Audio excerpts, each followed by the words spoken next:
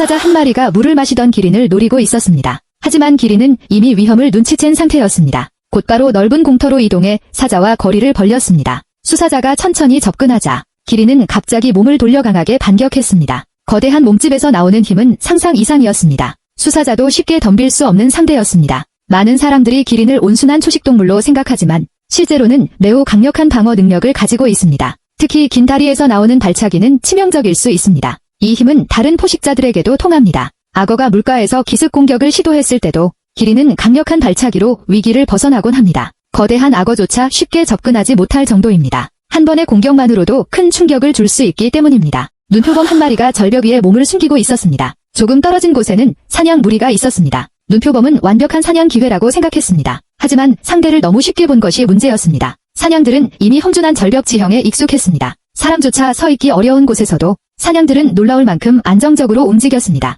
포식자가 가까이 다가와도 쉽게 당황하지 않았습니다. 오히려 위험한 것은 눈표범 쪽이었습니다. 무리하게 공격을 시도한 눈표범은 균형을 잃고 위기에 처하기도 했습니다. 사냥들의 가장 강력한 무기는 뿔이 아니었습니다. 바로 절벽을 자유롭게 오르는 능력이었습니다. 위험을 감지하면 가장 가파른 바위 쪽으로 이동했습니다. 그곳은 포식자들이 쉽게 따라올 수 없는 장소였습니다. 한 사냥은 앞뒤로 포위당한 상황에서도 침착했습니다. 절벽의 좁은 바위 틈 위에 올라서자 포식자들은 더 이상 접근하지 못했습니다. 결국 사냥은 안전하게 위기를 넘길 수 있었습니다. 표범의 반응 속도는 0.1초다. 코브라의 공격은 0.1에서 0.15초 걸리며 초속 3-4m로 빠르다. 하지만 한 번 공격하면 2에서 3초의 재충전 시간이 필요하다. 이 0.05초 차이가 표범에게 생존 기회를 준다. 표범은 코브라의 머리 움직임을 읽고 회피와 반격을 동시에 한다. 코브라의 독은 79mg으로 인간 치사량의 5배지만 독리는 1.5에서 2cm에 불과하다. 털이 두꺼운 부위는 뚫지 못하고 표범은 독에 대한 내성도 갖췄다.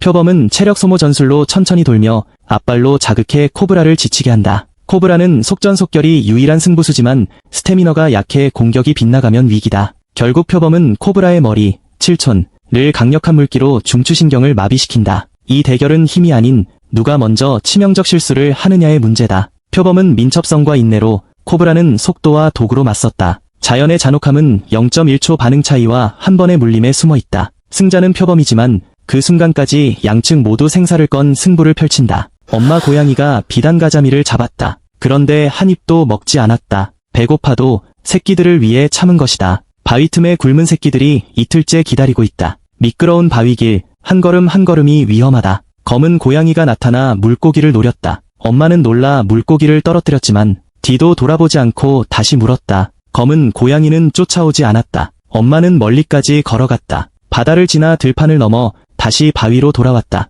다리가 무거워도 끝까지 물고기를 놓지 않았다. 드디어 익숙한 바위 틈에 도착했다. 새끼들이 달려와 물고기를 뜯기 시작했다. 엄마는 옆에서 조용히 지켜보았다. 오늘도 새끼들은 살아남았다. 그 희생이 바로 엄마의 사랑이다. 길가에서 까마귀 2마리가 토끼를 쫓고 있었다. 토끼가 풀숲으로 달아나려는 순간 까마귀 발톱이 그를 잡았다. 남자는 망설이다 경적을 울렸고 까마귀는 놀라 날아갔다. 그는 토끼를 안아 차에 태웠고 토끼는 온몸을 떨고 있었다. 집에 도착하자 토끼는 구석에 웅크리고 다가오지 못하게 했다. 남자는 풀과 양유를 조용히 내밀었고 토끼는 서서히 먹기 시작했다. 며칠 후 토끼가 도망갔고 이웃개가 토끼를 물고 있었다. 남자는 간신히 개 입에서 토끼를 구해냈고 다행히 상처는 없었다. 그날 이후 토끼는 남자를 믿기 시작했고 점점 의지하게 되었다. 남자는 토끼를 훈련시켜 야생에서 살아갈 힘을 길러주었다. 드디어 그를 안전한 들판에 풀어주었고 토끼는 뛰어가 사라졌다. 그런데 한 달 후 마당에 토끼 한 마리가 더 있었다.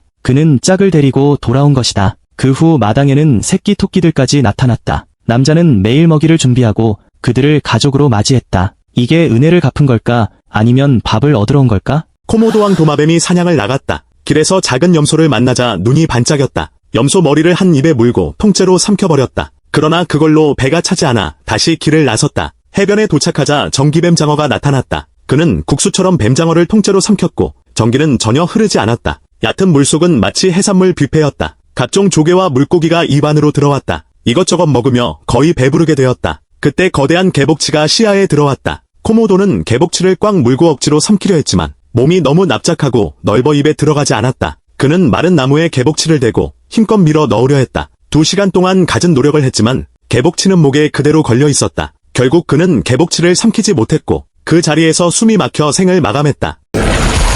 마을에 7, 8m 길이의 비단뱀이 나타났다. 주민들은 놀라 구조대에 연락했다. 전문 포획자가 현장에 도착했고 맨손으로 도전했다. 그는 뱀의 뒤쪽으로 조용히 접근했다. 뱀의 머리와 앞부분을 정확히 잡는 것이 핵심이다. 비단뱀의 공격 속도는 초속 2, 3m. 인간 반응 한계는 0.2초다. 이빨은 안쪽으로 휘어져 있어 옷과 살을 쉽게 찢는다. 전문가는 절대 정면으로 덤비지 않고 뒤에서 목을 조였다. 목이 고정되면 뱀은 정밀한 조임을 할 수 없다. 성체 비단뱀의 조임력은 소나 양도 질식시킬 수 있다. 머리가 고정되면 조임력은 정상의 20%도 되지 않는다. 하지만 이는 전문가만 가능한 기술이다. 일반인이 따라하면 생명이 위험할 수 있다. 카메라는 뱀의 구부러진 이빨을 클로즈업했다. 야생에서 뱀을 만나면 달리지 말고 전문가를 불러야 한다. 이것이 안전한 야생 대처법이다. 표범이 원숭이를 노리며 나무 위로 올라갔다. 그러나 원숭이는 재빠르게 다른 나무로 뛰어넘었다. 표범이 따라가면 원숭이는 또 다른 가지로 이동했다. 몇 번을 반복해도 표범은 원숭이를 잡지 못했다. 원숭이는 오히려 표범을 농락하며 시간을 보냈다. 이번엔 치타가 덤벼들었지만 원숭이는 프라이팬을 들고 있었다. 치타가 다가서자 원숭이는 프라이팬으로 머리를 내리쳤다. 치타는 어지러워하며 물러났다. 그때 사자가 뒤에서 몰래 다가왔다. 그러나 원숭이는 재빨리 뒤돌아 사자의 얼굴을 프라이팬으로 가격했다. 사자는 정신을 못 차리고 비틀거렸다. 표범과 치타, 사자 모두 원숭이 한 마리에게 당했다. 원숭이는 나무 위에서 여유롭게 바나나를 까먹었다. 이 초원에서 가장 영리한 동물은 바로 그였다. 오늘의 교훈, 원숭이를 얕보지 마라. 작은 몸이지만 지혜로 승부한다. 호랑이가 거대한 백색 들소를 발견했다. 그는 들소 뒤쪽으로 조용히 우회하며 접근했다. 풀숲에 몸을 낮추고 기회를 엿보았다. 들소가 방심한 순간 호랑이는 번개처럼 튀어나갔다. 들소가 놀라 달아나려 했지만 호랑이는 이미 앞을 막았다. 강력한 턱으로 들소의 목을 정확히 물었다. 들소는 필사적으로 몸부림쳤지만 호랑이는 절대 놓지 않았다. 불과 몇 분 만에 들소는 숨을 멈추고 쓰러졌다. 들소 무리가 달려왔지만 호랑이 앞에서 감히 다가서지 못했다. 그들은 멀리서 지켜볼 수밖에 없었다. 호랑이는 천천히 먹이를 끌고 사라졌다. 이 장면은 호랑이의 압도적인 힘을 보여준다.